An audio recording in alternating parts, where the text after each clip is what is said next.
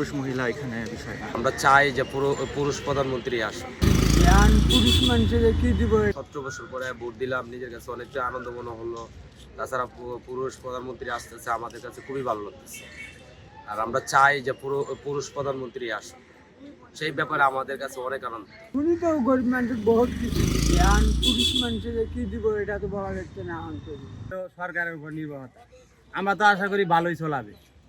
কথা বুঝেন নেই, আমরা তো গরিব মানুষ, রিক্সা গাড়ি চালাই খাই, সরকারের দিয়ে সুযোগ সুবিধা দেয়, চলনের জিনিসপত্র দ্রব্যের দাম কমাইলে আমার পক্ষে ভালো না, এই আশাই তো আমরা করতেছি। বিগত দিনেও আমাদের এই একসময় আমাদের এই দেশে পুরুষ প্রধানমন্ত্রী ছিলেন, বাট নতুন 35 বছর পর পাচ্ছি। আমার ধারণা যে আমাদের যে প্রত্যাশা সেটা পূরণ হবে ইনশাআল্লাহ। আপনার দিকটা কি হয় না তা তো জানি না, একটা আসে তো এখন ভালো।